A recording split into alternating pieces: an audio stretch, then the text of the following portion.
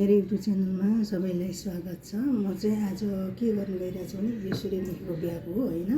यो ब्यागमा चाहिँ कसरी भित्री लगाउने र भित्रीमा पकेट कसरी लगाउने भन्ने सम्बन्धी यो मेरो भाग 6 हो। भाग 6 मा चाहिँ म आइसकेको छु। अब यहाँनेरि यसरी बराबरी यो पकेटको यस्तो बराबरी पारेर अनि यहाँनेरि मैले काट्नु पर्छ। यस्तो गरेर यसरी काट्दै यहाँसम्म ल्याइपुर्याउने अनि फेरि यताबाट पनि यसरी काट्दै यहाँसम्म ल्याइपुर्याउने।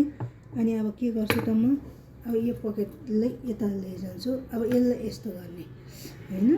हामीले यसो गरेर यो भित्री साइडमा यस्तो पार्ने, यस्तो गर्ने अनि यसरी मिसिनमा सिलाउनु पर्छ। म हजुरलाई देखाउँछु।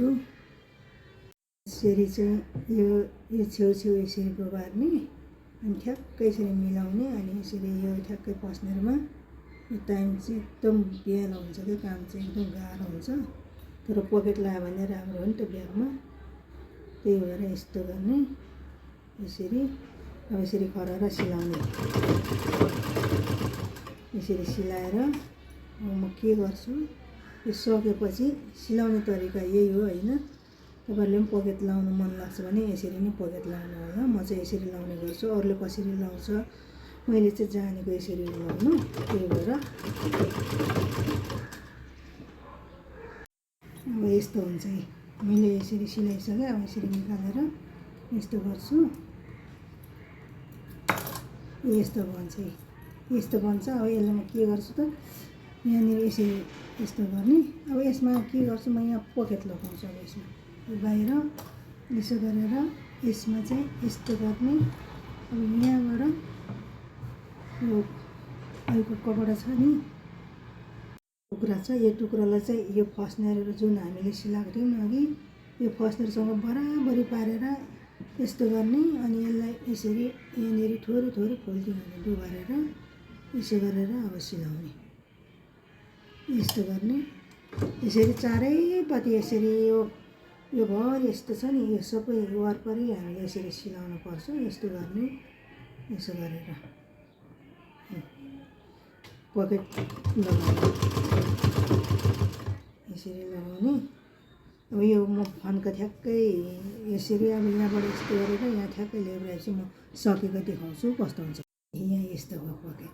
अब यसलाई चाहिँ म के गर्छु त यताबाट यसरी डबार्ने यस्तो गर्ने यसो गर्ने। यो तल चाहिँ नि हामीले यस्तो जस्तो यो ब्याग छ नि यो यस्तो भएर यस्तो गएको छ। यसरी हामीले यो तल पनि यसरी काट्नुपर्छ नि यस्तो चाहिँ।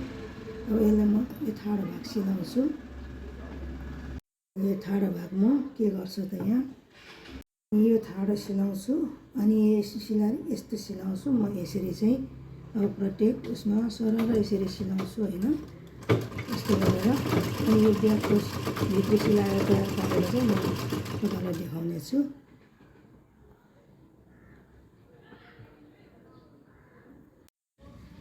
अब यो म फस्नेर लगाउँछु। यो चाहिँ म भित्रीमै लगाउँछु कि यो अलिकति बाहिर निकाल्नुपर्छ हैन यति।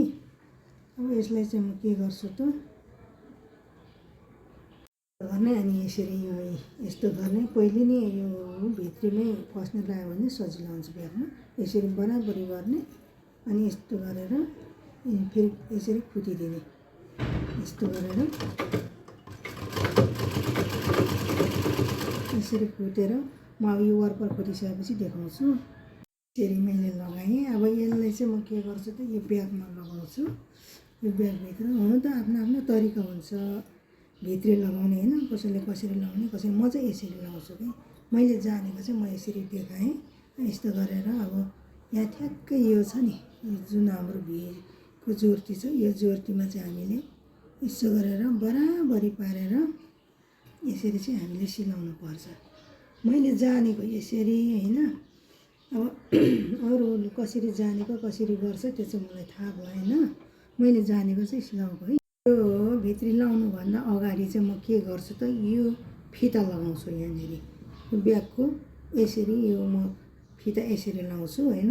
यो फिता लगाइसकेपछि म तपाईँहरूलाई देखाउँछु यो तरिका। यसरी यस्तो गर्ने अनि यसमा यस्तो गरेर जोड्ने यसरी। अनि यो छेउछेउमा बिस्तारै फुट्नुपर्छ, यस्तो गर्ने। अनि यसो गरेर मिलाएर एकदम मिलाउनुपर्छ यसरी, यस्तो गर्ने। अनि यसरी यस्तो गरेर एकदम मिलाएर खोज्नुपर्छ, एकदम मिहिनेत गर्नुपर्छ। मैले यो अन्तिम आइसकेँ, यो दुईटैतिरकोमा लगाइसकेँ। अब म योलाई निकाल्छु।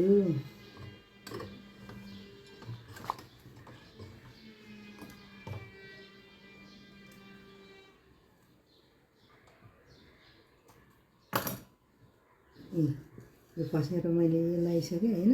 अब म के गर्छु त, यहाँनिर यो भीदेखि यता छ नि, यसमा फेरि म यसलाई फेरि यो कपडा लगाउँछु। यो छ होइन, यसलाई चाहिँ म यसमा लगाउँछु भित्री। किनभने यो फस्नेर नलाउनु पर्ने हो भने त सोझै एकैचोटि लाउँदा पनि हुन्थ्यो। यो मैले फस्नेर लाउने गरेको छु कि यस्तो गरेर। अनि यसो गरेर यो ओह्रालो सिलाउने। अनि यताबाट यस्तो सिलाएपछि अनि यहाँबाट चाहिँ फस्नेरको भित्री लगाउनु पर्ने हुन्छ होइन। यस्तो गरेर यसरी चाहिँ ठ्याक्कै झार्नुपर्छ क्या, यसो फुट्नुपर्छ।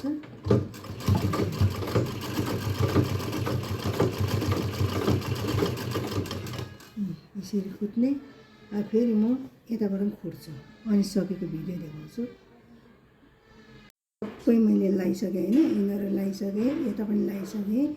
अब चारै कुना लगाइसकेँ, यो भित्री पनि लगाइसकेँ फितामा। अब यो चाहिँ ब्यागको भित्री लगाउने। यो फस्नेर यति उब्रेको छ छेउमा होइन, यसलाई भरे यता फोल्डिङ गर्नुपर्ने हुन्छ। त्यही भएर अब म के गर्छु त, यहाँनिर अलिकति अल्झेछ, यसो गरेर यस्तो गर्ने। यहाँ जुन यो कल छ नि, यहाँ ठ्याक्कै यो सिलाको यो त्यसो गर्ने। अनि त्यसपछि यसरी यहाँ लगाउने। यसो गरेर यो सुर मिलाएर यस्तो गरेर बराबरी बनाउने। अनि यसरी फरर फुटिदिने।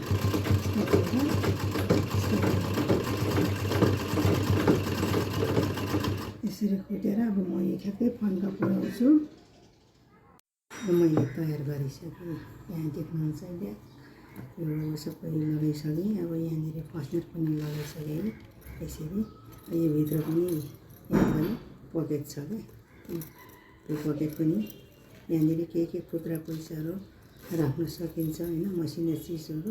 त्यही भएर यो हजुरलाई यो मेरो ब्यागमा भित्र लगाए कस्तो लाग्छ, हजुरलाई मन परे कमेन्ट गरिदिनु होला र सब्सक्राइब गरिदिनु होला, सेयर गरिदिनु होला। यो मेरो भाग 6 को भिडियोबाट अब म बिदा हुन चाहन्छु। हस् त, बाई, धन्यवाद। यस्तो चाहिँ मैले बोकेको छु ब्याग, देख्नुहुन्छ यस्तो छ।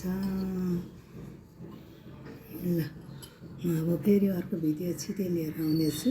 आजलाई यति नै, म बिदा हुन्छु। बाई।